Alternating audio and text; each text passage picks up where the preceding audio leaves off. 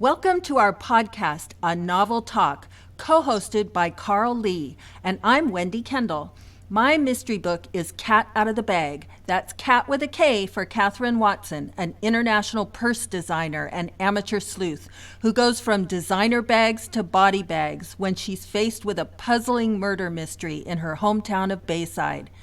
Thank you to all the readers who've let me know how much they enjoyed the book and also the prequel, Pistachio Makes a Splash, where Catherine and Mayor Brenda Durling investigate a chilling cold case. And here is your co-host. Thank you, Wendy. My name is Carl Lee, and I write paranormal fantasy. And I'm a recent repatriated Illinoisan. I moved back from Washington to back to my hometown, near my hometown in Southern Illinois. So all of these locations in this book were very familiar to me. Yes, our guest today has enjoyed careers as stand-up comedian, actor, director, screenwriter, and author. He's a Pushcart Prize nominee, and his flash fiction has been featured in Out of the Gutter and on Noir on the Air. He's a frequent reader at Noir at the Bar events nationwide. He blogs regularly at 7 Criminal Minds. He's a proud member of the Mystery Writers of America and the International Thriller Writers. Danny Gardner lives in Los Angeles, but by way of Chicago. His first book, A Negro and an Ofe, began his Tales of Elliot Caprice series. That is such a good book. I just have to say that. This is a detective novel that addresses issues of race and class, building these issues seamlessly into the plot. What results is a totally unique detective in Elliot Caprice, an intriguing plot, and fascinating characters. What a recommended read.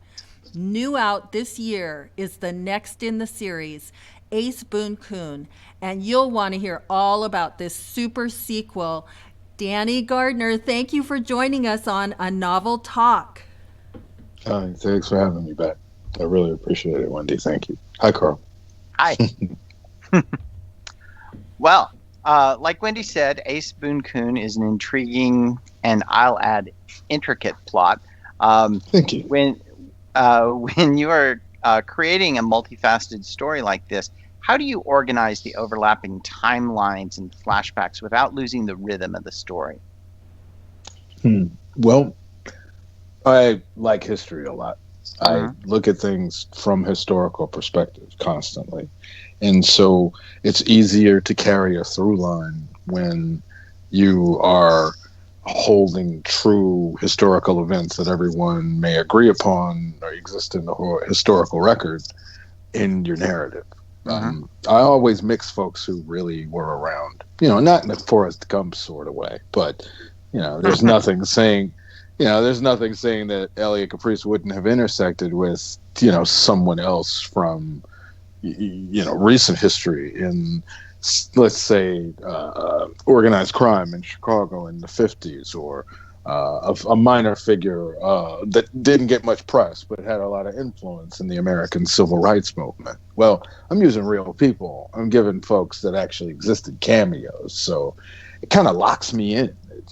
They lived, they did a certain thing that it referenced in the novel that happened in a certain year, and then I can hang a number of themes on those moments, sort of like telephone poles, and I can cut across large swaths of time throughout, my referencing in particular periods in American history, simply because the stuff really happened, and somebody will remember it as such. So, it's the public record for some. You'll find it in a history book and others. It's something easy that you'll find in Wikipedia if you don't remember it. But then, I hear back from a lot of people who call their parents. They say, this guy uses, one of the actors from my audiobook, Joshua Baton, he's my old acting professor, and myself. I went and got my teacher to help me. And he ran the Yiddish by his mom. So I get a lot of interactions from folks when I mix a lot of themes and I try to put people together in as much of a melting pot as perhaps historical Chicago may produce. And so when I do so, I kind of pull from everybody's history, and I kind of pull from everyone's culture, and but these things are real and they're accurate, and we may agree that Martin Luther King walked the earth at a particular period, and he said a particular thing on a particular date, or Malcolm X's separation from the Nation of Islam occurred at this date for this situation that is referenced here and here and here, and then some of the other. And some of my cultural references are sort of bygone. Like I'm a kid who was raised by parents who were raised by people who had come to Chicago from the Great Migration. So everything that I was allowed to watch on the television was produced somewhere between 1925 and 1965, and so the cultural milestones that I'm referencing, and a lot of the language and slang and the situations. And, I'll drop a name reference like Abraham Heschel and, drop it in relation to Martin Luther King. And like nobody knows that Abraham Heschel gave Martin Luther King, bestowed him with the Nobel Peace Prize. Like that was who stood up for him and handed it to him. And, it kind of messes people up, like when I can do that. Like, because people don't read the history with granularity. They didn't watch PBS for like 8 hours a day in the summer because they didn't like sports, and so if I serve history serves me. Perhaps that's the exchange, right? Like as long as I'm true to history, I'll have my skeletal system for my plot so that it doesn't get out of control. Like I can't. It's kind of wacky. I can't get Elliot Caprice more social freedom and agency in his situation than he would be allowed in, say, a Negro in an Ope set in 1952. So I must be in tune with life as he may experience it situationally based upon his whole social cultural makeup. That's got to be true of 1952 too. I can't have him walking around like Richard Roundtree in 1972 or something. Yeah. And it's 1952 in Chicago. It's gotta match up. So, but then I was raised by folks who was walking around doing things like that in the 50s. So I have an edge because it's in my skin. It's in my DNA, and it's so perhaps I'll just mean to say I get it done out of luck. How about that? We'll just call it luck. I like that. I like that, but I like that, but I think there's a lot of skill to it too. Right. Yeah, yes, a boon from Saraswati herself, maybe. I don't know. I just I love what I do. I love what I write. I have heard the words that I write before. I grew up listening to stories and reading tales. I grew up in Chicago in the 70s and 80s that had a robust Black American media presence. And I'm a newspaper kid and a printer's row kid, so I had access to all this stuff. So I love it. I went on top of my cornflakes with my milk in the morning before I went to school. Man, it's just fun. It's fun being from Chicago. Martin Luther King organized a whole lot in Bronxville, man. Bayard Rustin, and Ralph Abernathy, and cats like that, man. He was stomping through Gladys's restaurant that I write about in the book. Muhammad Ali running around. You can just see him jogging up and down Washington Boulevard in Chicago, man. Just see him jogging. Just, hey, there's Muhammad Ali, And then, of course, we've got former President Obama and his family. And it's Chicago. People just walk around like that. Just, hey, look at that guy. Look at that. Look at that woman. Look at this famous person. This person who did something for me 20 years ago, and now I'm a little more free because of it. It's like Chicago's a gas, man. It's, it's a gas. It's like it's always something swinging. It's a party. Anyway, I don't know. I love my city. I get off on tangents. Sorry. No, it's fantastic. And listeners, this really gives you a preview of what it's like to read these books by Danny Gardner. They're amazing because he loves what he's writing about. And it comes across in these books totally. Danny, one of your characters describes your protagonist detective, quote, "You do too much for folks who ain't your kin, Elliot Caprice." And another character says about Elliot, "It's his backbone," Mikey said. "Sometimes it gets to him." Would you, as the author, describe this detective, Elliot Caprice, in your books and how you came to want to write his story? Well, that's a nice lead up for it, because that's an interesting question. Because now that I'm also carrying a bit more of the load on the publishing side by working with a bunch of folks in an imprint to get these books out, I'm finding that matters of trust must forever be balanced with fundamental integrity. I mean, in the end, who said what to whom about who would do what, when, and how? These are notions that we share as moments in time that we both need an encapsulation of memory to transact anything for ourselves now or later. So, in truth, the fundamental integrity of a person is really all they'll ever have throughout this lifetime or any lifetime. And so, when I was growing up, I lived in Chicago, where it was a place that was forged of the hopes and dreams of a great many peoples to find economic purchase in the United States. It was the only place you went with your labor that wasn't the South. And so folks are trying to build this city up from underneath themselves as they're using it. And if you're living and working in Chicago in the 20s and 30s and 40s, it's sort of like trying to wear a tuxedo as you're sewing it on yourself. You need it right away, but you got to make it yourself because it's all brand new. Yeah. And it's working because people want it so badly. And, you know, it has room for everyone in economics, but economics depend markets are truth, and it depends upon fundamental integrity of an entity to transact. I got to know I'm going to get ready for you. I got to know you're going to come back for this thing. I'm going to put some money into this and create it. You're going to come back and we're going to transact, and you're going to make me whole, and then you're going to go away, and then you'll transact in ways you must. That's got to happen on a psycho-spiritual level.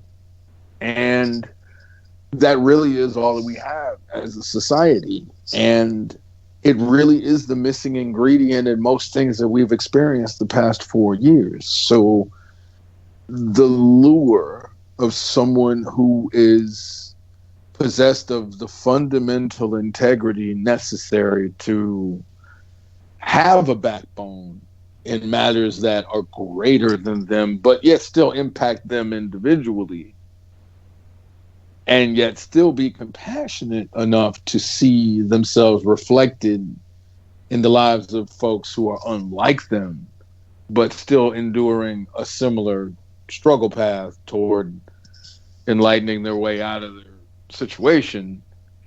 You have balance, I find, in the society that I write about when Elliot's walking around. He has a thing that he says all the time is, well, it's wrong and it happened in front of me. If you don't want me to do anything about it, don't let me see it. That was my father. Like if something bad happened in front of his house, it was his business. Let it happen in front of someone else's house. It was on my block, so it's my business now. And that's it. And I'm a little guy. I'm like looking up at him when I'm 5, 6, 7 years old. I didn't know about it at the time. I'm not calculating. I'm a little guy. My father's like 29 years old. That's a kid. And he's telling people what they will and will not do in front of his house with his wife and kids inside, because it's his space to command, his little space. And that's fundamental integrity.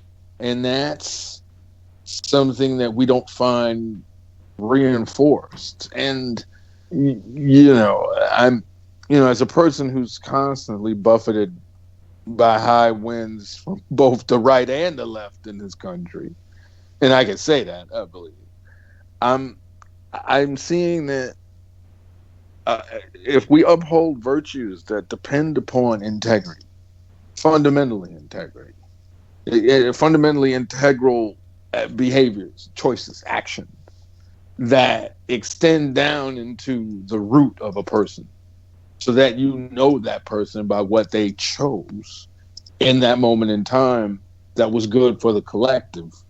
You can trust a person like that. You can depend upon a person like that.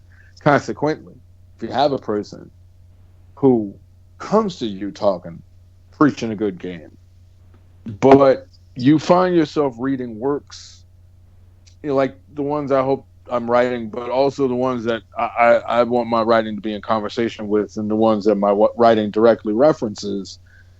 What it means to have fundamental integrity doesn't have to come to you from another human being. You don't have to inherit that. You may emulate that.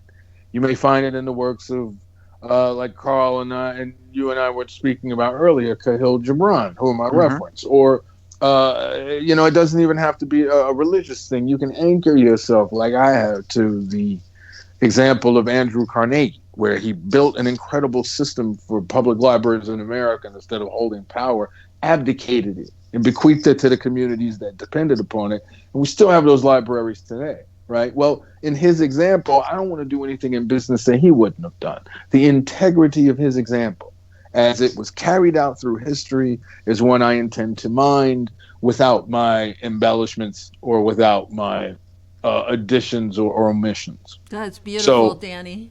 you see what I mean? Like, Yeah. yeah, you got 10 commandments, all 10 of them matter. Break a few if you want, but don't act like you didn't read 5 of them. That's what it is. It's Yeah. just, there are 10 of them, man. You can break 5, but like, don't act like all you saw was 5 commandments. That is a great answer. I'm a sucker for immersive settings. I need to feel well grounded in a story before um, I really can connect to any of the people in the story. And I think it's important to most readers, um, knowing where they are in time and space. Um, I would like, if you would, talk about two of the locations in um, your book, Miss Betty's and Joe Deluxe, and how they differ from one another. Because I loved both of those places. Ah, all right, cool. Well, let's see. Well, in Miss Betty's, we have the former Work Project Administration Roadhouse for Southville as a county unincorporated, in the town that sprung up somewhere between the New Deal, the Great Migration, and Frank Nitti needing a place to hide post that post Leavenworth money he needed to get rid of once Capone was gone. And so what you have in Miss Betty's Roadhouse is a woman, hard scrabble, based upon my grandma Maxine Hammond Gant, right? And was wealthy in 1920, like, walking around as a 4-year old, like, just because, my great grandmother was the right shade of brown at the time, right after the Underground Railroad. Like, it's just crazy. And I modeled her for my grandma Maxine's edict to always be the occasion. Didn't matter what everyone else was wearing. If she was dressing up and wearing pearls, it was time for pearls because, well, Grandma Maxine was the occasion. That's Miss Betty's. That's why her name goes on the place, and a big sign that stays lit up all through the night before she puts a new coat of paint on the place. Because you need to know it's Miss Betty's, because Miss Betty was the only woman selling love to criminals, farmers, and folks in this roadhouse before she subdued it for herself.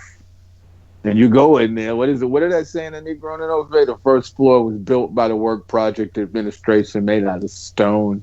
The second floor was put in wood. The third floor was held together by mud huts and builders' spit. But they keep getting farm workers, man. They keep getting folks that just want to make some money and don't want to get to Chicago and get robbed for it, right? So everyone hops off the train at Southville. Everybody just goes there thinking Like it's the first bedroom community.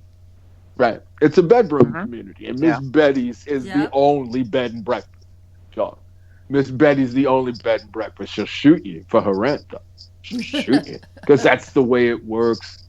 No no no guests.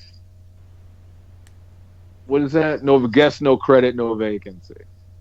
And it stays lit up all through the night. But also, Betty Bridges is being, one of the first migrants and one of the first folks to make it to Southville. She's seen a lot of bodies come and go, living or otherwise, and so she is a true to Shakti spirit in a woman, nurturing and caring with a strong arm if you need it, and she puts you out hardcore when you can't pay your rent because that's how hard the world's going to treat you. So maybe you just gone back to Mississippi and save your life. Hmm. Now that's Miss Betty's Roadhouse, right? And so, her old time used to be Buster Caprice winds up in the skids. All she's got for him is a room. He's not getting back in the bed with her. He can rent a room like everybody else. She's that kind of woman. And so it's that kind of building, it's that kind of land, that type of energy, right? But Right. then fast, to take you down to developed Bronzeville, Joe's Deluxe, in the black folks' Times Square, 47th and Lake Park in Chicago. And it is the most middle classy, thugged out place you could ever try to have a drink in. And it's Love owned that. by the unofficial mayor of Bronzeville, Joe Hughes, who is a lot less nefarious of a character than I make him in the book, but every bit of a live wire and a firecracker and a self promoter, a Herman Cain type, if you will. Hmm. I made this money. It's my place. This is my basement. It's that kind of guy, and it is a little slice of heaven if you are black and make a certain amount of money. It might benefit you if you are a few different shades and spectrum across the color line, but it ain't gonna hurt you that much. It is Bronzeville. In Chicago, nobody really gets caught up in the race ball in the skin tone politics. We only got one kind of black in Chicago, and that's the angry kind. So we just kind of all homogenized together. But you've got lush leather booths, and you've got wide open spaces and mahogany bars and tip top staff with white starched shirts and bow ties and cummerbunds. And yet you also have the America's Negro underworld holding court. Now, at a time when, Chicago was popping and making money for black people when we still had black folks in bondage. Reconstruction congressmen from the South, like Robert Smalls, folks like that, they showed up to work one day and voted and went home on the train, 3/5 of a human being having to sleep in a colored car. But at the same time, Chicago Congress people were riding in the front of the car and living like kings because Chicago had always been free. And so it creates a yearning in your community for opulence. You gotta see it so you can be it. And Joe's Deluxe is this. It might as well be rebellion level Paris. As the Nazis are starting to show up, and anything goes. Hmm. And if any performer in the world could show up at any time, and they all have to play Joe's Deluxe because this is the biggest venue because restrictive covenants are going to keep black performers out from certain venues or away from certain neighborhoods where if they perform in the venue they won't be able to stay nearby in order Right. to. And so Joe's Deluxe is a mecca. It's Oh, Small's Mecca. Paradise in Harlem, That's and awesome. A Mecca. and yeah, but it's also a mecca where if you don't know what the rules are, you can get your head swollen. Yep. You get drugged out the back. You don't know the rules in Chicago at that time. You are upsetting the balance of power that many a person who has no agency, and not always black, because we're all intermingled together, because back to back wars with poor Europe will create a new type of nigger, if you will. And so we're all at Joe's Deluxe having a beer. We're all at Joe's Deluxe. We're all boot blacks and we're all grocers and we're all bus drivers, but we go home from work take off the Dickies and the blues and the boots and put on suits to go to Joe's Deluxe, because we need that, because we need to see ourselves as that. So unlike Miss Betty's, where it's the bottom and ain't no place but out and therefore up, and therefore you know what your principles are and where you stand against the great unknown. Joe's Deluxe can lure you into a perception that just because you can make it flossing and shining inside the opulence of Negro Chicago's middle class doesn't mean you can step anywhere outside of Bronxville after that and feel half as good about how you felt as you did being able to survive a week working out in the fields and sleeping at Miss Betty's on the floor with 8 other guys to save money. So this is Chicago at that time. What are you doing with yourself? If you are earning your bread in Buster Caprice's farm and then sleeping on some hay at Miss Betty's, and you eating, whatever it is that you get by on at Mamie's, then you might have enough money to send bread home to your kin, so they might make the trip up to Chicago too.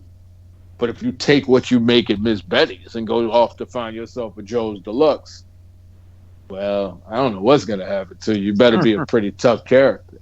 You better be somebody that's got some focus. You better be somebody that's primally driven toward their human growth, because you go into a place that they don't care about you, man. They can't afford to care about you in Chicago. They want to.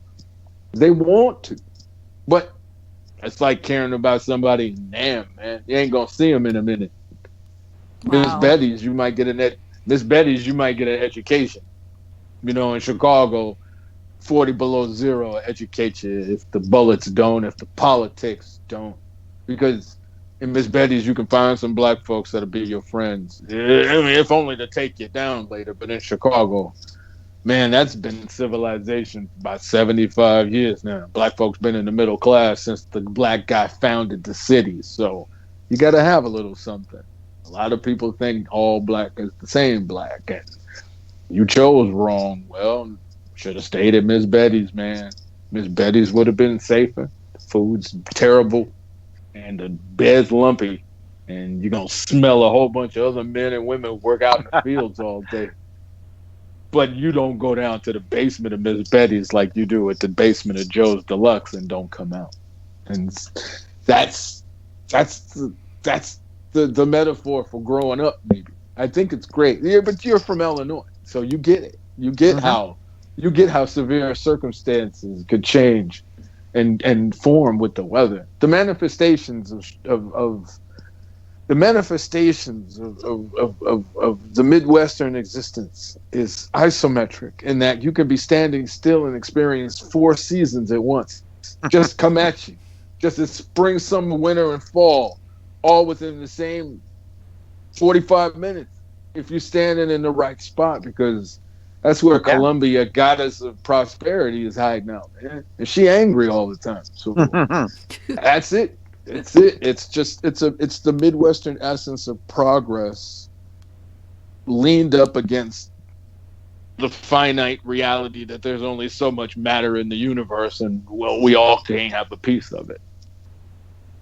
Hey, Danny, can you tell us about the Ace Boone Coon and who that is for Elliot Caprice?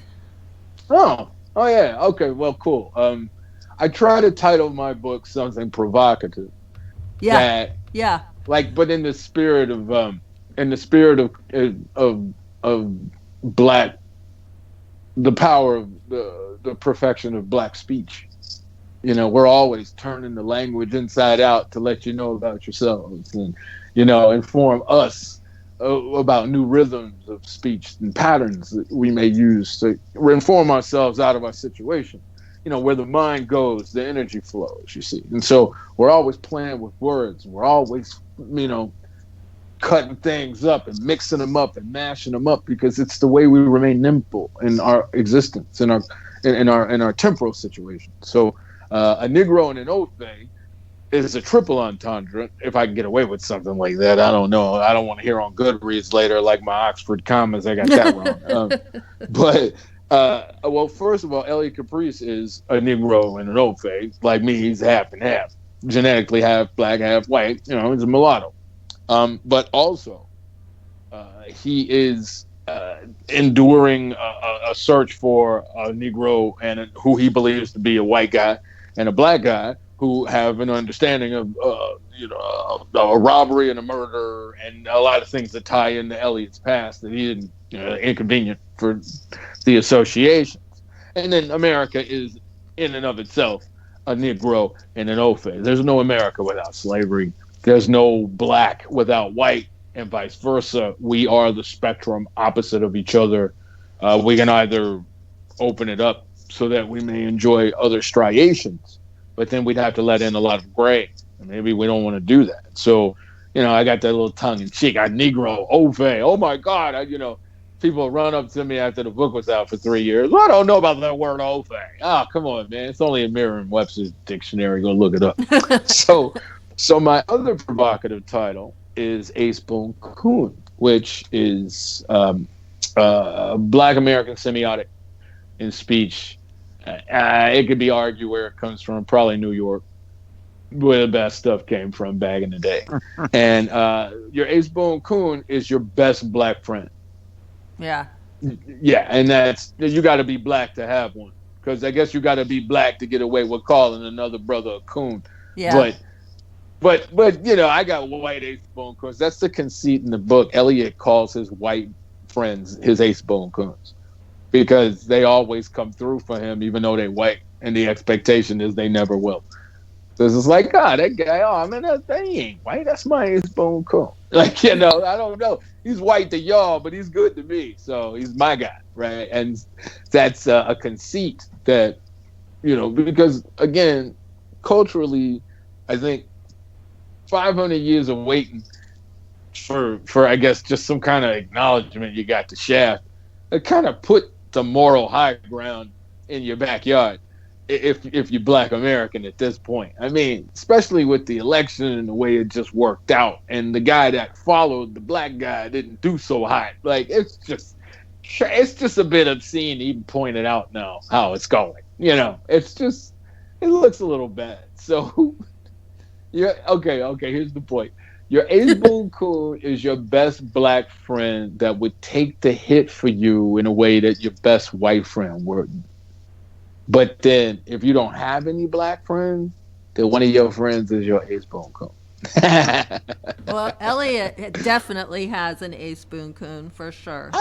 He's got a few though. Yeah. I mean, it depends. But like his best friend in life is Sheriff George, because they have a complicated relationship, being best friends from childhood. Elliot's best friend in business is Izzy Rabinowitz. Yeah. But Elliot's reluctant, cosmically linked best friend is Frank Fouquet. Yeah. But that's only because they're bound together by fate. And Elliot forever tries to shake Frank off. And like Hanuman or Perseus and Pegasus. Yeah, it's like Perseus and Pegasus, man. There's that damn horse. It just shows up. It just, that winged angelic thing, just, it's there. Like, it's just, there he is. It reminds me of my older brother, Walter. My older brother, Walter, he was just always there. That's an awesome hook for our listeners. Awesome hook. Yeah, my older brother, Walter, he's always, I fall out of the tree. He's right there. I fall into the deep end of the swimming pool in the park district. He waits 2 minutes, but he reaches down there and pulls me out. Yeah. You know what I mean? It's like 8 kids want to fight me because they just got into the wrong kind of thing after school. And, because my older brother strolling by. Nobody told him nothing. I had to tell my parents. I had to tell my wife's parents that she was pregnant. And we wasn't married. And nobody told my older brother. And my older brother Walter showed up 15 minutes after the conversation was done, and it didn't go well, just to pick me up so I wouldn't have to take the bus. Nobody told him anything. Nobody told him I'd be there. Nobody told him it'd be a difficult day. Nobody told him anything. He just had a feeling, and he just acted on it because he had no reason to not just ding dong. Hey, my little brother, Like that's just, good for nothing. Never around when the work is hard. You know, just lazy to a fault. But you just ding dong, hey, who's there? Hmm.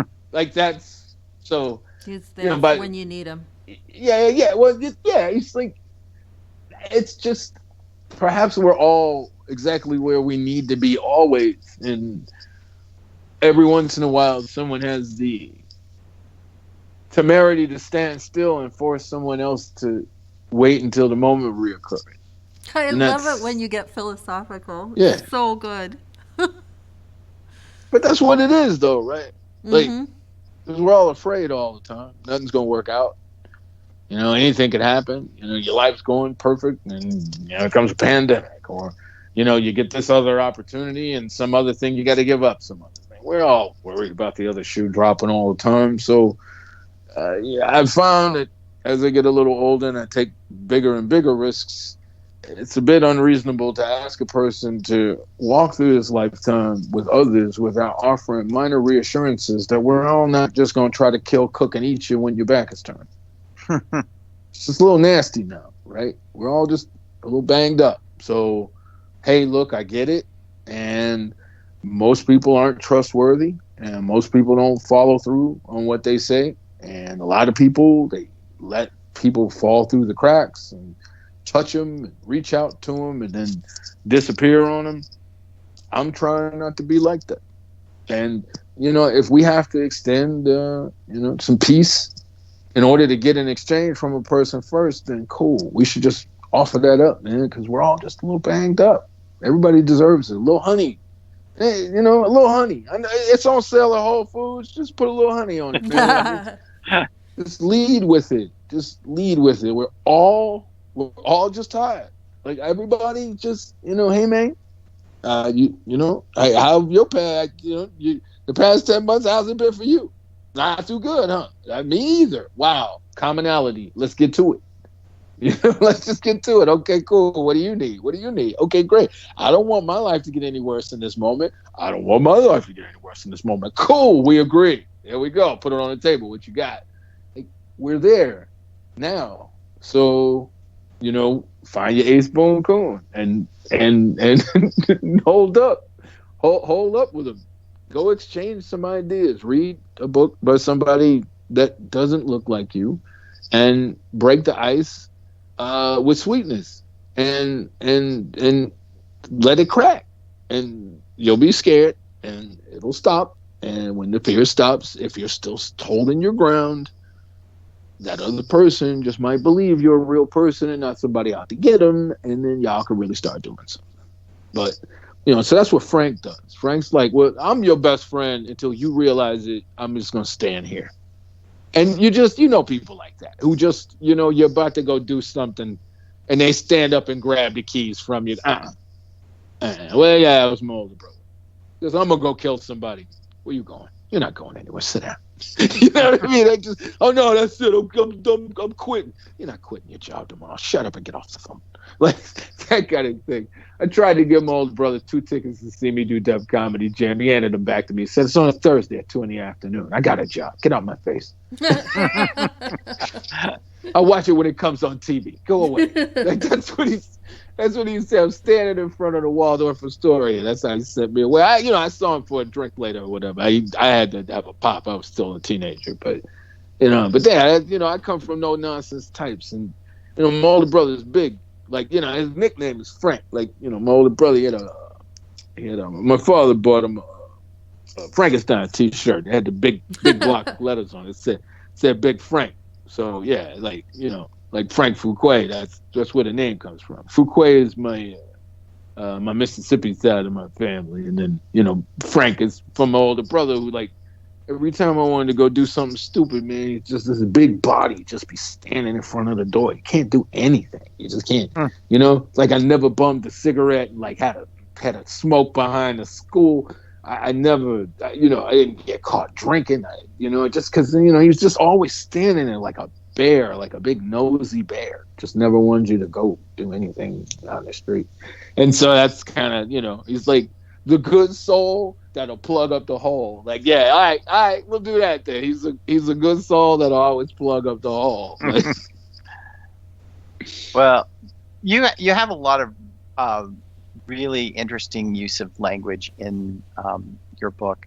Um, what challenges did you encounter, or did you encounter any challenges um, uh, by that came from bringing that unique flair of the era into the life of your story?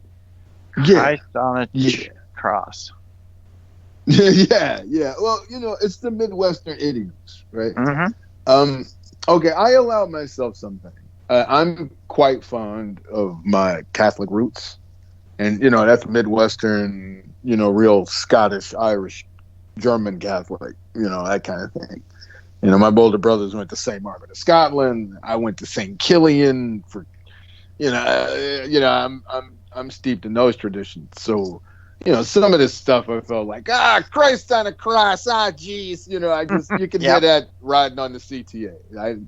But then there are other things that I needed to get right because I want people to respect Black folks' standing as the co-authors of all of American history. The 50% co-authors of the American identity. But I can't, and I'm taking a risk with the titles that I choose and everything. And Elliot to call a white guy in Hofe to his face. So tough. But I can't get I can't get Black Americans appropriate respect if I'm showing disrespect. So Right. I gotta find it, man. I even went deep and found where I didn't need to mind so many pronoun choices because I wanted to give a more expansive idea of the humanity of the folks walking up and down the street in the background. And so, and then body descriptions. I learned to lay off body descriptions unless it was critical to the character. I really, I guess it was the stand-up comedian in me, or like the little guy in me, because I was the littlest guy in the neighborhood, and the littlest guy in the house. So everybody was fat boy and skyscraper, because I'm a little guy and I got a big mouth, so I gotta fight back with my comedy. But demeaning language is an improper speech about matters that are of concern to other human beings. I had to excise that from my text in order for me to preserve the integrity of what I wanted to assert about Black Americans. Right. But I found I didn't lose anything. It's similar to, like the ritual sacrifice that a lot of philosophies and religions expect of you. It's the investment that you make into your own reality when you make a sacrifice. Well, similar to tapasya, right? Like the ritual sacrifice of, say, the Vedas or Hindus or something. And, you can find that like similar to the sacrifices you have to make in confession. If you get busted doing something, you got to give up some time and some bread and some Hail Marys and flog yourself and stuff, Well, the reality is that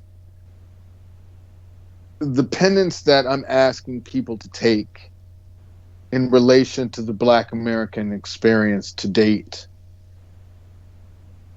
leaves no room for me to use imprecise speech about another's culture or social condition, if that makes sense. It does, yes.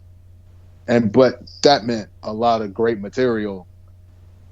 It showed me where I may cut.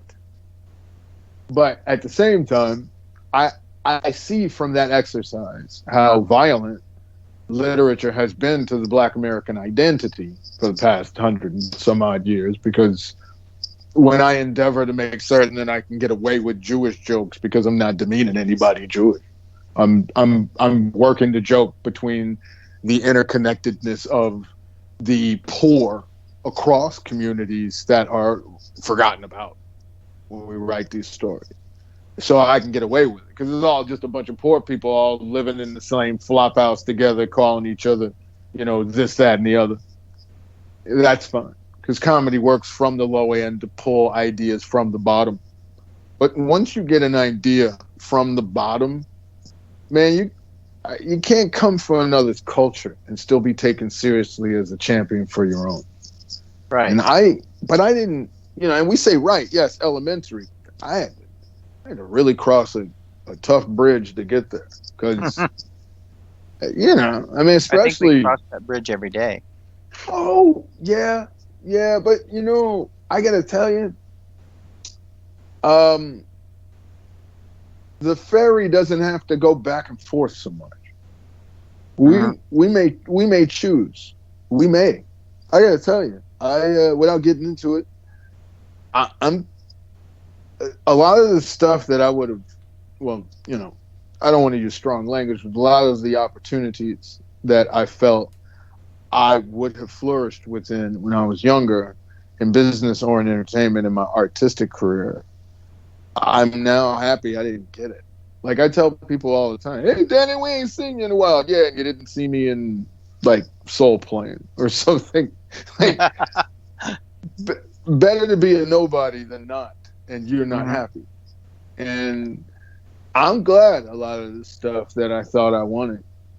Now history looks back on these things and says this wasn't cool toward black folks. This wasn't cool toward the conversation. This wouldn't have been anything that would have been culturally relevant or have merit toward the healing of a society that needs it. And I didn't get cast in it, or I didn't wind up in that anthology, or I didn't get the Anthony that year, or whatever it may have been.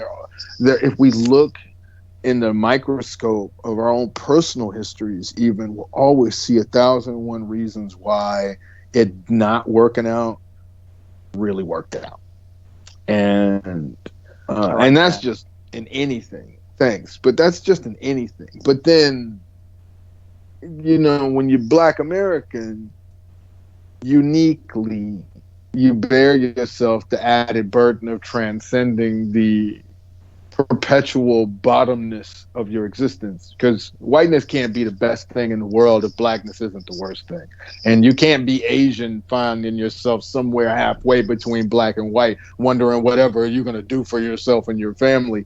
You can't get appropriate panic out of that situation unless you got a bottom for that Asian family to fall back down to, and it's down here with all the crazy blacks that just run for president and fix your health care, like that. Right? And so, but that's the myth, and the myth is potent. And Lovecraft Country will give you that myth recycled anytime you want to watch it. But I'm from that city. I don't recognize cops like that because people like my father and grandfather would shoot them. Nobody's evil like that. There are always consequences. Nobody just wakes up hating Negroes or whites or anything. And if we're going to continue to retell the myth without dissecting it, and without being able to resist the urge to repeat the imprecise speech of another's culture that makes us comfortable in the form of our cultural idioms and our slogans and our mimetics that we use to soothe ourselves, right? Well, what are we really doing? All the racists or the ists of any type may die off, but we'll still keep printing their books and teaching them to everybody, and they'll still keep putting the same low ideas about our fellow humans across to us all the time. It's like when I was growing up in Chicago in the 70s and 80s and hanging out with white kids, they act like the Three Stooges, but the Three Stooges was something that was on TV in the 20s. Why y'all slapping each other? Why whoop, whoop, whoop? Like, dude, why you do that? That's not cool. Yeah. That's not cool. Don't hit your brother with a hammer. Maybe that was funny back. But you do realize that's TV, right? You do realize that's a really cheap way of entertaining a lot of people while bombs are being dropped during war, right? Like, you get that. Yeah. It's the depression outside. People are starving to death in America. They need to laugh at things. That's why he's hitting them with a hammer. Yeah. We're not creating a culture where hitting each other with hammers is fun. Yeah. We're not going to do, but somehow racism is fun. Like, somehow it's like, hey, let's go do that today. So we just need to get it, man. We need to grab a hold of it and pull it out. Like, I mean, man, we don't have plastic bags anymore. I can't get a plastic straw. You ever try to drink a milkshake with a paper straw? But But you don't think we could get rid of racism, sexism, or anything that stands in the way of positive commerce just as fast as like t-shirt bags and the things that would kill aquatic wildlife? I think racism and sexism, those two things that depend upon one another, if you really look at it, can be gone, at least in the American workforce, as fast as we got rid of straws after we all saw that poor sea turtle. We could. Yep. We've proven it. We Yep. could. Tell the better story. Take out Yes. take out the fangs so much. And you know, don't glorify your own culture by making leverage of someone else's cultural improprieties, right? Because we all trying to learn how to get better at this stuff. Maybe leave the mistakes behind and build upon the commonality for the laughs or for the punchlines or you know, for the climaxes or whatever. Right? We all need an antagonist, protagonist. Perhaps we want them to be unlike the antagonist and protagonist. Sure, you can give some variation in gender and race, no problem. Do you really need that word, though? For real? Do you really need that word? You could just not use that word. You could try one time not using a word like that. Whatever word it is or is. Just, we don't start sacrificing the stuff about human culture that makes us feel good about what we fail to realize our lives about other people. We're just going to keep repeating the same mistake. So just take a few bones out of the fish before you serve it, and we might fix it, right? We might. But just, I took the fangs out. I'm sorry for the long answer, but I didn't quite realize I would be so struck with the prospect of actually having to come up with what I feel I did to finish the book. Yeah. I, Yeah. I yeah. Sorry. No, no, no, no. That's It's pretty cool. good. It's all That's pretty good. cool. Yeah. This is fascinating. You know, you've talked to us about Chicago at this time frame and how you know it so well. And but I want to talk about the dialogue about it because, like, when Elliot Caprice's Uncle Buster, he says, "I hate this city. She takes too much," and then Elliot says, "She ain't so bad after she kills you once or twice." I mean, that is amazing dialogue that you translate a whole feeling into.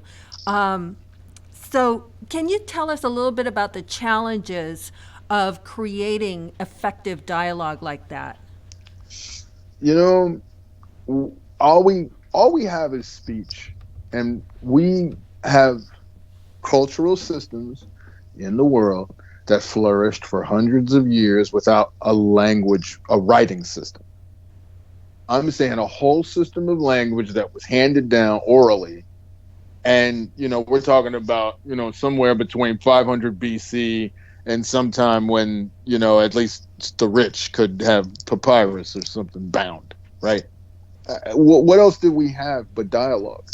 And Yeah. what else? The treatises that led us out of the caves and into organized society are just dialogues. Plato, his dialogues, right? And so all we've got is dialogues and oratory. Dialogue and oratory. We got people speaking to each other and people making speeches to groups of people. That's all humanity has. So when we are when we say we are experiencing challenges with dialogue writing, what we mean is we are unable to recognize the desire to say something with the desire for our characters to experience something that is worthy of the words being spoken between characters. And that is a flaw in storytelling, not dialogue writing. Because you can go get your dialogue if you just, well, we're not doing this lately. But, you know, you can go get your dialogue if you just go to a public place and don't put on headphones, don't put on the white earbuds, and just pay attention to the faces and the feelings of the people that you're interacting with. Use your intuition. Use the same spiritual muscles. Flex the same cognitive abilities that you may use if you see a frightened child in a playground looking for their mommy and you just want to ask the kid what the mommy's name. If you approach a person with that much empathy And if you approach a situation with at least that much sensitivity dialed in, you'll hear the want of a person behind the words that they're saying. And then once you know what your characters want in relation to the plot or themselves in relation to the situation on the page, then the dialogue just comes because, like all stories, we're not really inventing anything new we're saying to each other all the time. I'll give you an example. I'm going to need you to give this all you got. Pick an action movie. That's how it climaxes. Everybody get their guns ready. I'm going to need you to give this all you got. That's like, go ahead, make my day. Nobody minds you writing that 500 times. As long as the situations are true, the dialogue don't matter. That's If awesome. the situations are false for your character in tone, in integrity of scene, doesn't matter if you put the dope words in the right place. It's all going to sound like elementary backpacker hip hop, just trying to get the syllables right to fill up space because the beat is 4 minutes long. Like, come on, man. Say something for real. Like, move me, man. Move me. See, don't forget your characters need to move each other.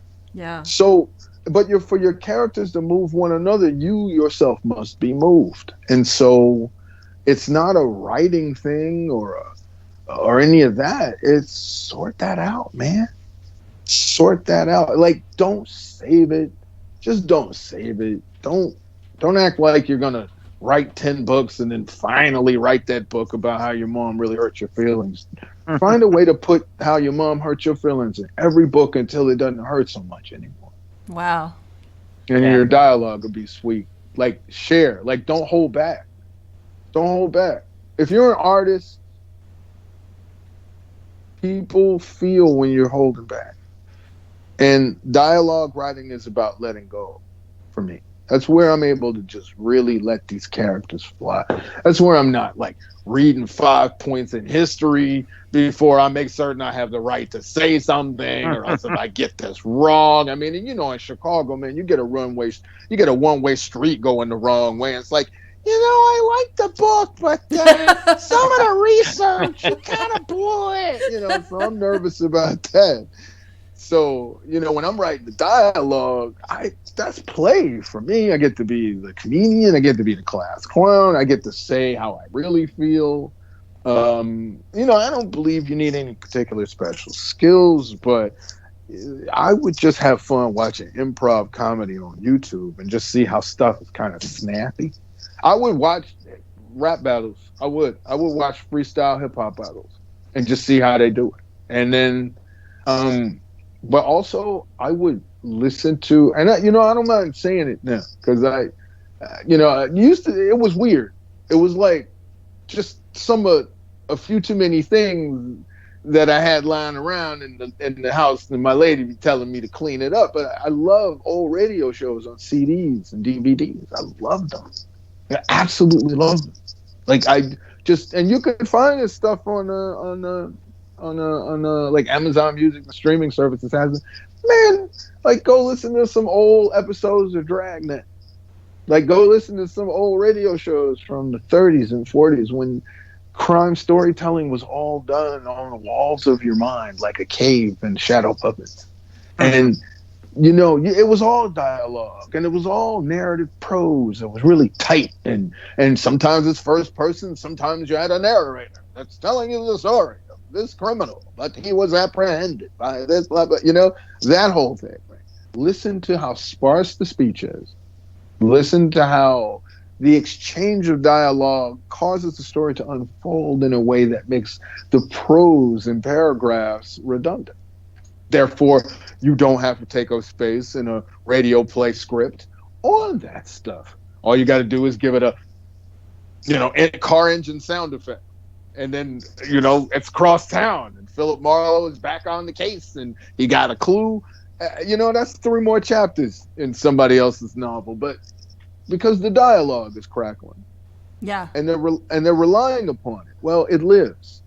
So Yep. just, but if your plot is I don't know. This is terrible. I'm probably rhyming again for the fourth time. But if the dialogue if the dialogue is if the dialogue won't quicken, then the plot will thicken, like that kind of thing. Like man, you just got to say it in a word and get out of there.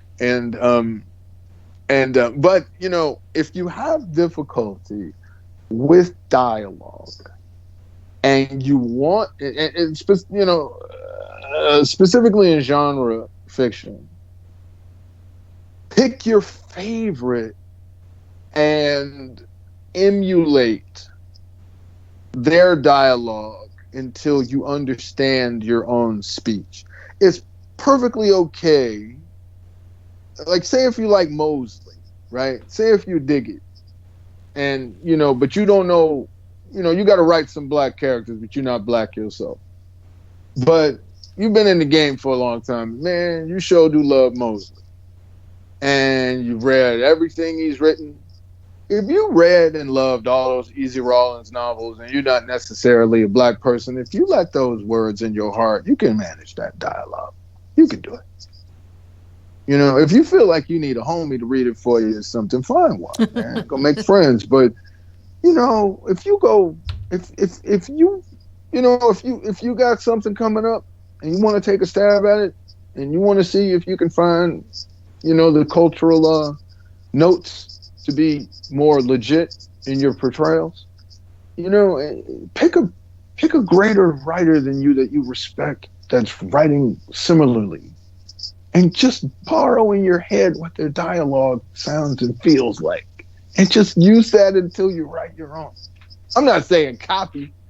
I'm saying I got through a lot of gigs where perhaps my best friend or my older brother heard me emulating someone like Bernie Mac, let's say, but nobody else heard it. Yeah. It wound up just being me. Yep. Perhaps, like, you know, perhaps I leaned on an expression or a mannerism or something.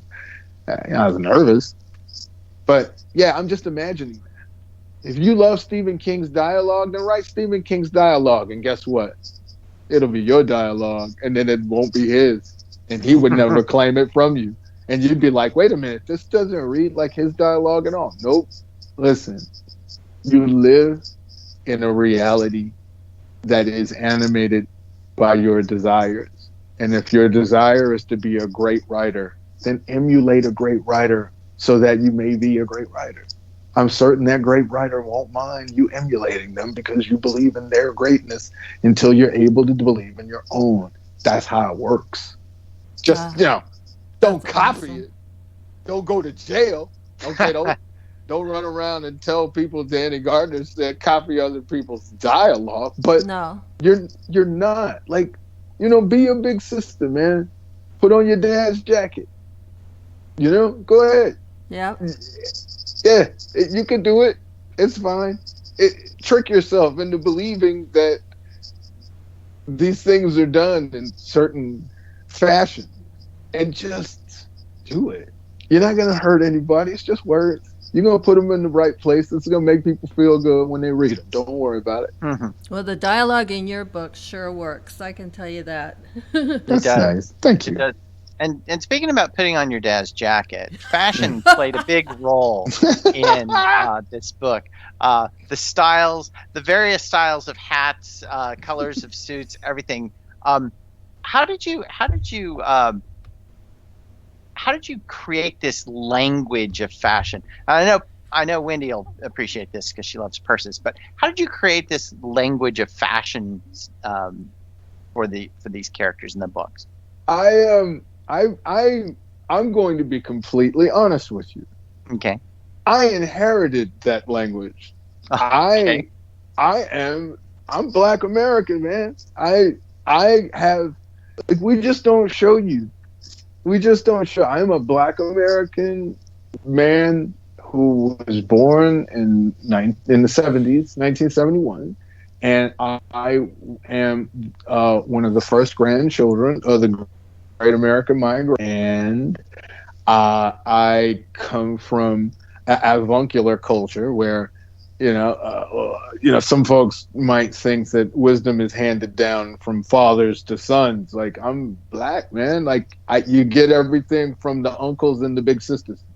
Mom and Mm-hmm. dad are too busy. Mom and dad are too busy, But your uncles and your big sisters got it covered. And that's where you get your game from. And so, just like, uncles and big sisters are usually the ones that disobey and go out and do what they want to do. So, what daddy, that's kind of what I had to do to get out the house if my uncle was babysitting me. And then, these are I grew up in the 70s and 80s, man. Like, these are the clothes that, like, these old cool dudes in my family would still have in the closet, man. So, and then I had to wear this kind of stuff when I was working as I was a consultant for a long time. Like, I worked regular jobs after I did stand up when I was as a little guy. I did stand up as a teenager. I was done with stand up like as a touring comic when I was 24, and it was on to like Florshams and tweeds and having socks that matched, and I got to make certain that my jackets are I got a quarter-inch cuff sticking out underneath the Mm-hmm. jacket. I had to do that, but then like I have a jazz and blues era fascination with fashion, and I have a fascination with classic styles. I that they don't change. That you can pick anything Miles Davis wore up until 1968, and you would look good going to a wedding in it, and you would win the best dressed award. And it's just regular day job. It's just regular day job clothes for Miles Davis. It's just a well patterned jacket, right, with a white shirt, a tie most of the time, not all the way fastened, and then he's just got the right cut, and that's it. And so, but when you use your clothes to protect yourself, it's raiment, right? So in the hood, it's not just clothes, but it's what you have in ability to maneuver through society is what everyone else sees. So there are codes to that. And those street level semiotics about what kind of hat goes with what kind of shoes, but you would never wear this thing with this thing. Mm-hmm. And, these are the cultural semiotics that signal to people who may not be so quick to read Financial Times that you are indeed on the come up, and you indeed deserve a little respect, and you deserve a bit of sway in the social order. And, a little too much, and you're begging to be ridiculed, scorned, robbed, not enough, and you won't make your mark, and someone else who is better coiffed and apportioned at the moment will steal your shine, because we live in a society that confines whole cultures to just very narrow terms of value. So you can get by on being the best dressed black dude if you got like your Florsham shined all tip top. And that's the whole thing, man. And then your uncle stops you from going out the door. If you're lucky, you got a big sister. Don't dress like that and go to the same school as me. You know, fashion's how we do it. Like, something that a lot of people may not gather is clothing used to be a privilege. Seriously, when I was a kid, I used to grow up listening to stories that my mother used to tell about rural Louisianians, and of which her family, the Gant family, was well represented. And, but people sewing dresses out of sugar sacks, things like that. Like, if you're in Victorian England and you've got a pair of shoes, that's quite an accomplishment.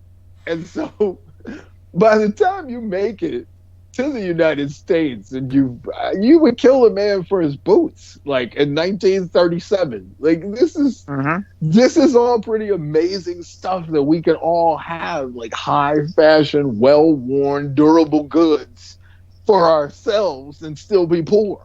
You can have a dishwasher in your house and still be poor. In 1950, it was either Florshams or I don't really know what you were wearing.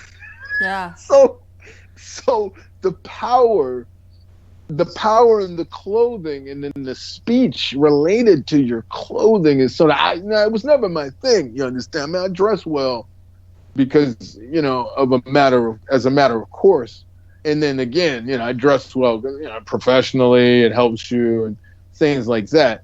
My first choice isn't a suit, but like my second choice is, well, if I gotta wear something, let me wear the suit. If I got to dress, I might as well dress. I might as well dress to the nines if I have to get dressed at all. We living in a lounge pants society. It's athleisure, baby. Yeah. I don't need it, right? And Yeah. so, but at the same time, I do understand that similar to the elements of speech that I give you around clothing in the book that certainly entertains and informs and shades in the lives and the social maneuvering that you would have to make in 1953. Try to also remember, and we all forget, and it ain't just it isn't a cultural thing. It's simply, we eat a little better next week and we forget. It's our right to forget. We shouldn't have to carry around everything. We got to grow and advance. But when you're listening to the language, when you're handling the speech, when you're feeling it, try to also feel on the other side of that the desperation in one individual cloaking themselves in the proper attire, proper speech, proper gait, proper tone, proper etiquette, just to be seen as the Wow. person. Wow. Yes. And you got to have a different, if you're going to go from one end of Chicago to the other end of Chicago to make it home safely from work, you're going to change your raiment probably about 3 times. Wow. Listen, Danny, I have to tell you this one scene that I really enjoyed in Ace Boon Coon. I don't know why, but I have to call this one out. There's so many fantastic, but this one just really caught me because when Elliot and Frank talk about recognizing the ethnicities of the people who are going to be at this place based on the car brands that are parked outside. So, just like in my book, in Cat Out of the Bag, my little amateur sleuth, she's kind of similar because she can recognize aspects of people's personalities based on their handbags and the bags that they carry. And these guys are doing it based on car brands. So, anyways, I just wanted to say I just love that whole thing. But also, I'm just wondering, are there glimpses from your series that you would really love, maybe even just one insight that your series shows into our society today? I know we've talked a lot about how there's insights into that historical Chicago, but is Yeah, there something about today that we get from this? yeah, yeah. We figured this out already. There's no reason why this should be broken. This race thing, we figured this out. We took care of that already. Like I'm displaying in the book series that black wealth and white poverty have existed alongside of each other since America was founded. So the inferiority notion of who may be superior in American society, that's something we've slapped around group to group to group since we all got here, including black people. If you look at my book, if you read my books, you'll notice that there's not, there are about 50 different types of black people in America. What makes a black person in America is something that is rich, nuanced, and decidedly economically varied. And all black folks ain't the same kind of black folks. Much in the same way that, like, all Polish Americans are supposed to be Polish in a certain way. Black people get away with not having to be any kind of black if we don't want to be, or we can be all of them if we want to be. Like, these are things that are notional that we allow to divide us. The bottom line is, y'all been dealing with black folks with money. Y'all been dealing with black folks with power. And y'all been dealing with black folks with might and the ingenuity to want to use it to advance themselves since the first Negro came off the slave ship. And history that we did a much better job of dealing with the reality of each other's wants alongside ourselves than we do now. Why is it that back in 1953 I got 48 black owned newspapers in the United States and now I can't find one? One. That's not progress. That's not diversity. And so we know what was better. We had better, and we weren't killing each other.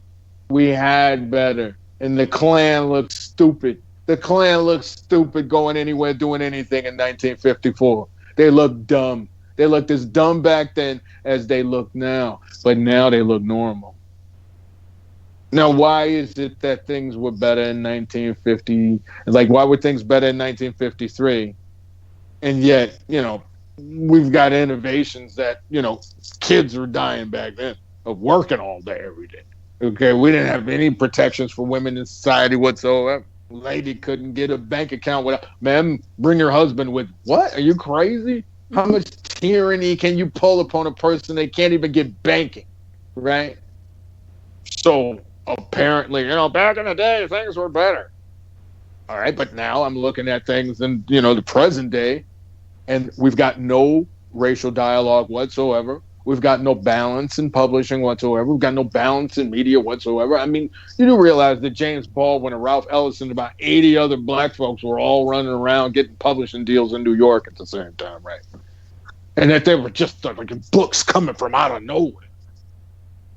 You can hold The Fire Next Time and Invisible Man in the same space, and you would look crazy if you hadn't read them both cover to cover, worn well.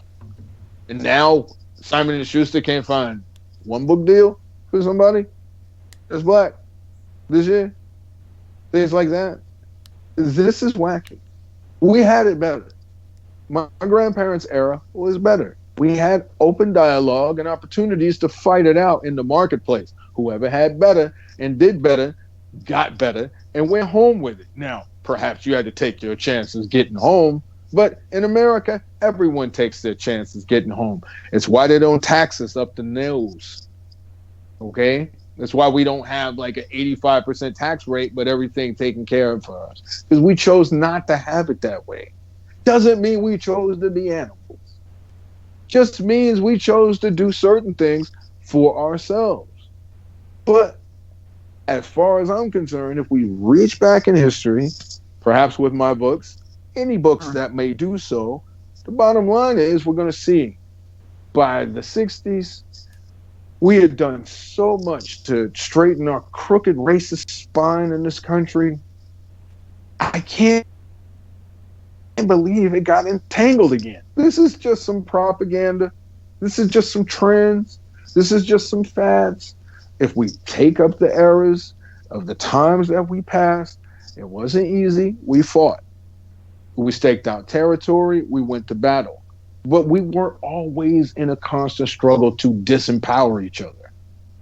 Well, okay, so you got power. Okay, fine. I want power. Doesn't mean I want you to have less power. I just want to take care of my own. I just want to handle my own business. But now I got to disempower you in order for me to be safe in having power. Whoa, whoa, whoa, whoa, whoa, whoa, whoa. In 1958, we got people to the table during much more dangerous circumstances than right now. And we fixed a lot of things together that made living together possible and now fruitful. This is artificial. This is. We already have language for speaking with each other about racial matters. We already have opportunities for dialogue from within the works of the past. We already have the institutions in place to have these conversations. Why are things worse? What's making it worse? Feels artificial. So if we were better to each other during Eliot's era in some things, and we're better for each other now in other things, don't we still have access to both? And if so, shouldn't we do what we must do in both literature and in our daily walking around lives to uphold the values that we really intend to carry forward. Just Do we? beautiful. Well, thank you, but you know, 78,000 words is a lot to come up with. I, I'm not vain enough to believe anybody wants it just because they want to know how I feel about myself. No, but that's part of fiction too, is people can learn from stories and learn from history and yeah, and be better. And speaking of which, Danny, would you give us a reading for our listeners out of Ace Boone Coon? Sure. Well, we might as well just start with the first chapter. Oh, that's awesome. Listeners, you're in for a treat. Yep. Okay, cool.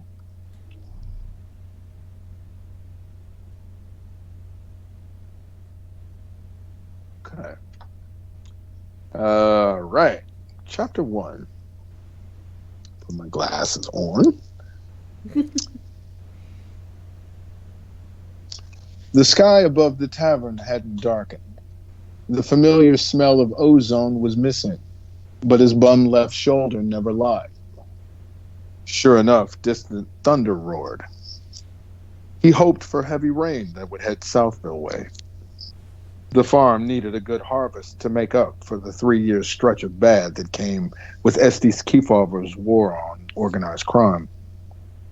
That's why he split the week between attorney Michael Robin, for whom he served process, and his uncle Buster Caprice, for whom he grew string beans, wax beans, and anxious.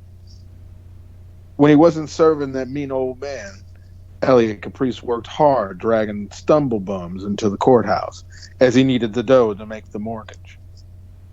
He needed a good crop of string beans to make amends. Before he opened the door, he tapped the court documents underneath his raincoat twice, taking extra care. He didn't want to disappoint the fiery young complainant who arrived to the small one licensed firm, 3 beige babies in tow, none older than 7. In one hand, the coupon for expert advice Mikey ran in the Chicago Daily Defender. In the other, a summons on her wayward beau. She wanted to appear in court for bastardy. She put the entire thing together pro se, as every attorney, court clerk, and social worker she encountered treated her like a whore. I'm not respectable like Miss Ann over there. He pointed to Elaine Critchlow, young Negro paralegal, the mountain climber, who clutched the pearls that made the point. Mikey Robbins stepped in, of course, as he was the crusading race attorney. She waved him off. She didn't trust him off the bat. Her errant beau was white, and up until then, all white folks did was stick together. At least you only half, she said to Elliot, as if that half of him wasn't listening. Ma'am, I see them writing about you in the papers. I like how you walk and talk at Caprice. She lowered her voice, as if it wasn't everyone's business by then. I know where he lives, she said, with his other old lady, the white one. You could try to serve him there. Perhaps a public place, Elliot said.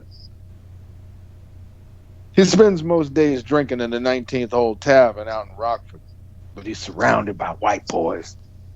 Ain't we all? She shoved the court papers in his mitt, followed with a wad of cash. I paid you good money, she said, shaking his hand firmly. Don't screw me over like everyone else. Wouldn't think of it. He couldn't imagine a golfer had been near the place, or any of the patrons had a tea time to make. A few dusty odes to the game hung on the walls, old clubs, championship plaques. It was the other glories on display, the Anglo-Saxon trappings, framed tartans, Aaron Gobra over the door arch. That was the tell. Lots of fellows wearing flags on their olive drab and scorn on their faces. Staring into a long neck of old style sat his quarry, blue flannel shirt, dock pants, work boots, as if the region gave him a reason to wear that getup.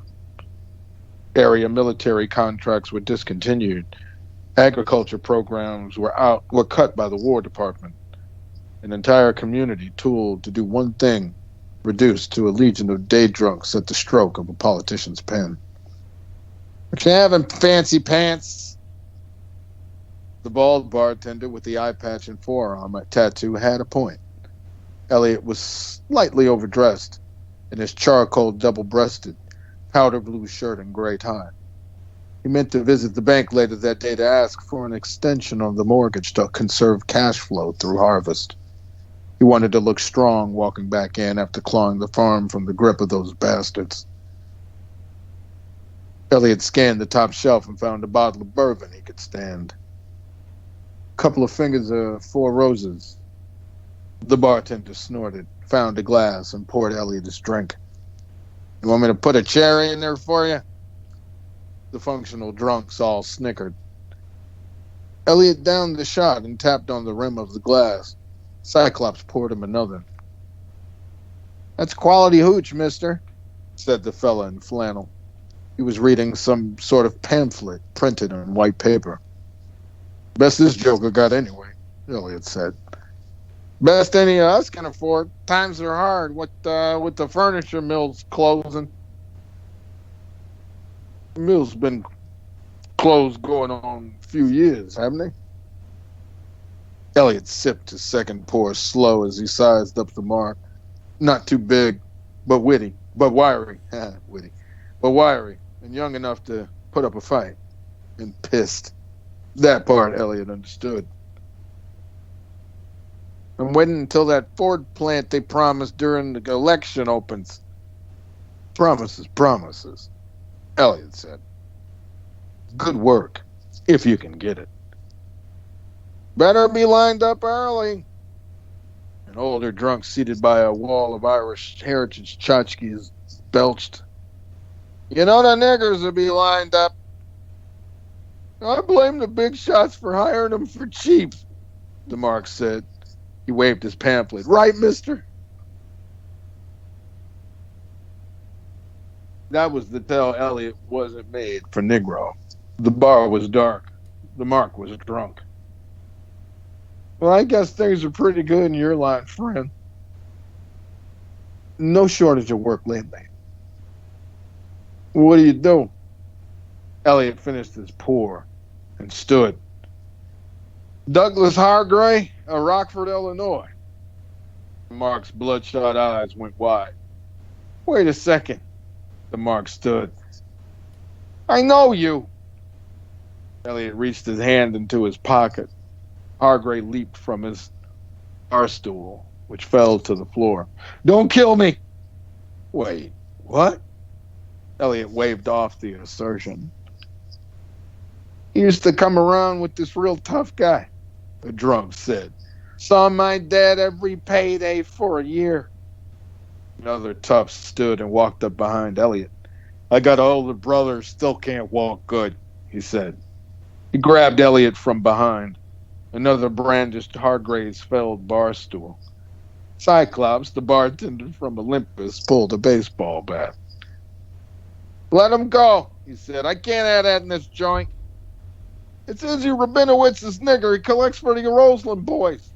You'll tell that to the Turk, Cyclops said. That's who I pay up to. Oh, Christ on the frickin' cross, Elliot said. Hargray took off in a full sprint out the door and into the rainy Rockford streets where the gutters ran full. I'm going to carve some numbers in your hide, half-breed, Bear Hug said. It was the foul breath of a man who long ago gave up on himself. Enough for the vig I paid up to your Jew. Elliot would have rolled his eyes at the mention of Izzy, but he had to keep one on the asshole with the stool. The bottle of Four Roses was still on the bar. He stomped the Bear Hug's foot hard with his heel and threw his head backwards, smashing the drunk's nose. Once free, he grabbed a bottle of bourbon, caught the bar stool in his left hand, and struck hard with the right. Both men went down hard. Elliot grabbed his hat off the floor and took off after his mark. Hey, the bartender said, you owe me for a bottle. Elliot reached into his pocket and tossed out a $5. Keep the change. He said, and your mouth shut. That's Oh, chapter thank one. thank you, Danny. That was amazing. I The rest of love the book that. is also amazing. Just so our listeners know, it's Oh, a great story, and Elliot is a fantastic, fantastic character. thank you. Absolutely. Yes. And thank you so much, Danny Gardner, for joining us for a novel talk. Ace Boone Coon is definitely a recommended read, and listeners will also want to check out social media, bronzevillebooks.com, or the Facebook page for Bronzeville Books. And it's available on Amazon, where you'll want to check out Danny Gardner's author page, and also Goodreads and anywhere else that you can buy books. And a thank you to our listeners for tuning in. Be sure to like and subscribe so you don't miss an episode. And remember, a novel lead, a, sorry, a novel read, you know this, leads to a novel talk. Thanks, Yay. everybody.